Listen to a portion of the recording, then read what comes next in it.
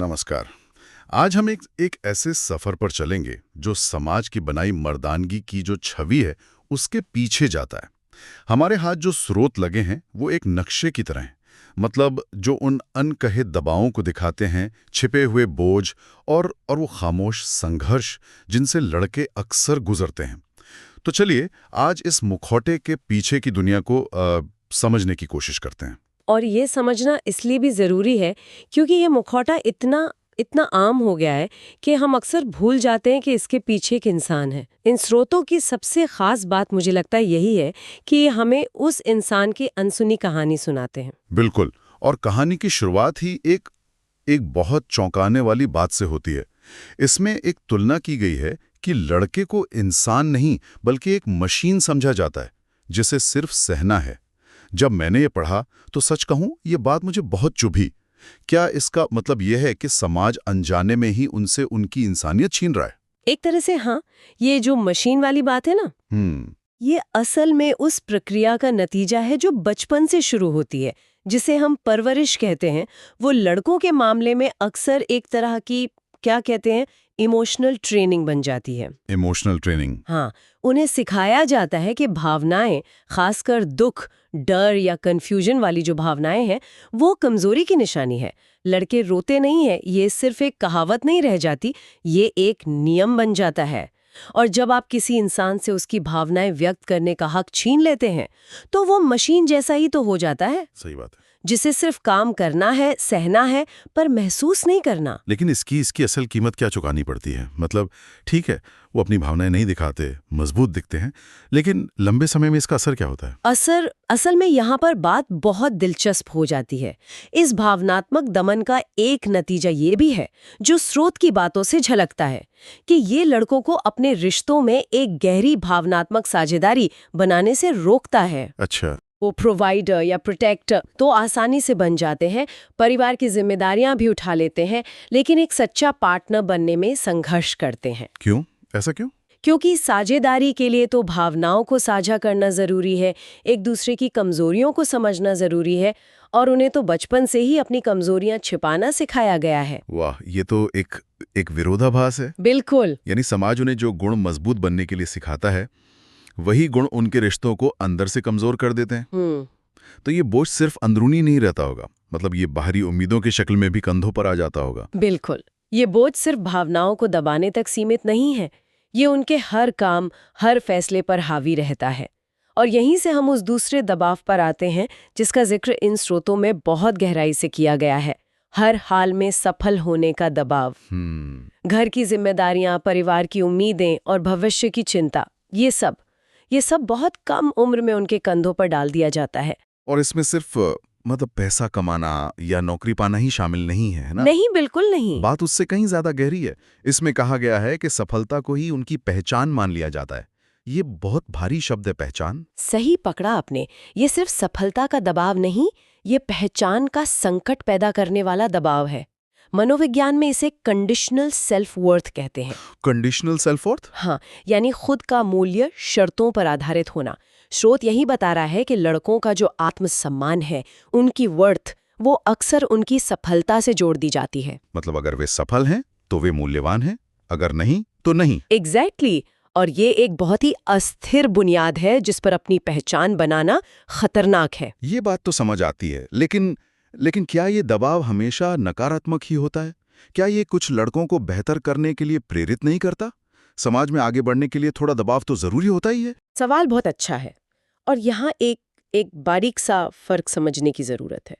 बेहतर करने की इच्छा या महत्वाकांक्षा वो एक अंदरूनी प्रेरणा है, वो अच्छी बात है। ठीक है। लेकिन कंडीशनल सेल्फ वर्थ बाहरी चीज है। इसमें आप इसलिए बेहतर नहीं करना चाहते क्योंकि आपको उस काम से खुशी मिलती है, बल्कि इसलिए करना चाहते हैं ताकि समाज आपको काबिल समझे, आपको पहचान दे। अच्छा। और इसका नतीजा ये होता है कि आप हमेशा एक तरह के डर में जीते हैं, असफलता का डर। और जब लोग असफलता से डरने लगते हैं तो वे नए काम करने से, रिस्क लेने से कतराते हैं। वो बस वही सुरक्षित रास्ता चुनते हैं जिसमें सफल होने की गारंटी हो। मतलब एक तरह का पिंजरा बन जाता है। हाँ, बिल्कुल। आप हमेशा एक परफॉर्मेंस रिव्यू पर हैं, सिर्फ ऑफिस में नहीं बल्कि पूरी जिंदगी में। और अगर आप असफल हो गए तो सिर्फ आपका काम असफल नहीं हुआ, आप एक इंसान के तौर पर असफल मान लिए जाते हैं। बिल्कुल। स्रोतों में इस बात का भी जिक्र है कि तब लोग ताने देते हैं या दूसरों से तुलना करते हैं। हाँ, और ये तुलना जख्म पर नमक का काम करती है। ये इस बात को और पुख्ता करती है कि तुम्हारा मूल्य तुम्हारे अपने अंदर नहीं, बल्कि दूसरों के मुकाबले तुम्हारी स्थिति में है। ये एक कभी ना खत्म होने वाला चक्र है, जिसमें आप हमेशा खुद को साबित करने के लिए दौड़ते रहते हैं। आराम करने या बस होने का कोई मौका ही नहीं मिलता। तो सोचिए, एक ऐसा इंसान जिसे अपनी भावनाएं दिखाना नहीं सिखाया गया, जिसका पूरा आत्मसम्मान उसकी सफलताओं पर टिका है। ऐसे में क्या होता है जब उसकी जिंदगी में दो सबसे बड़ी उम्मीदें, परिवार के प्रति कर्तव्य और उसका अपना प्यार, आपस में टकरा जाते हैं। यह हमें उस सबसे मुश्किल स्थिति की ओर ले जाता है जिसके बारे में स्रोत बात करते हैं। ये शायद इस पूरी यात्रा का सबसे दर्दनाक मोड़ है, जब एक लड़का अपने प्यार और अपने परिवार के बीच फंस जाता है। एक तरफ वो लोग हैं जिन्होंने उसे दुनिया में लाया, जिनकी उम्मीदों पर वो खरा उतरना चाहता है, और दूसरी तरफ वो इंसान है जिससे वो प्यार करता है, जिसके साथ वो अपनी जिंदगी बिताना चाहता है। ये कोई फिल्मी सीन नहीं है, ये हजारों लाखों लड़कों की असल जिंदगी का खामोश संघर्ष है। और स्रोत में जो भाषा इस्तेमाल की गई है वो बहुत शक्तिशाली है। संघर्ष, डर और बेचैनी, एक ऐसी लड़ाई जिसे कोई और देख नहीं सकता, समझ नहीं सकता। बिल्कुल। और इसमें एक लाइन है जो इस पूरी स्थिति का सार बता देती है। वो चाहे जो भी चुने, कहीं ना कहीं टूटता जरूर है। यहाँ टूटता शब्द पर गौर करना बहुत जरूरी है। ये सिर्फ दिल टूटना या इमोशनल दर्द नहीं है, ये पहचान का टूटना है, वजूद का टूटना है। इसे थोड़ा और समझाएंगे, पहचान का टूटना मतलब? देखिए, अगर वो परिवार को चुनता है तो उसे अपने प्यार को, अपनी खुशी के एक बहुत बड़े हिस्से को मारना पड़ता है। वो अपनी पहचान का वो हिस्सा खो देता है जो किसी से प्यार करता था। राइट। और अगर वो अपने प्यार को चुनता है तो उसे अक्सर परिवार की अस्वीकृति या निराशा का सामना करना पड़ता है। और हमारे समाज में परिवार पहचान का एक बहुत बड़ा हिस्सा है। उस हिस्से से कट जाना भी एक तरह का टूटना ही है। तो कोई जीत है ही नहीं? कोई जीत नहीं है। हर रास्ते पर एक बड़ा नुकसान तय है। और सबसे दुखद बात यह है कि वो इस टूटन से बिल्कुल अकेला गुजरता है। हाँ, क्योंकि जैसे हमने शुरू में बात की थी, उसे अपनी भावनाएं व्यक्त करना तो सिखाया ही नहीं गया। बिल्कुल। तो जिस वक्त उसे सहारे की सबसे ज्यादा जरूरत होती है, वो किसी से मदद मांग ही नहीं पाता। यही तो वो दुखद चक्र है। वो खामोशी से इस पूरी मानसिक उथल-पुथल से गुजरता है, बाहर से मजबूत दिखने की कोशिश करता रहता है, जबकि अंदर ही अंदर वो बिखर चुका होता है।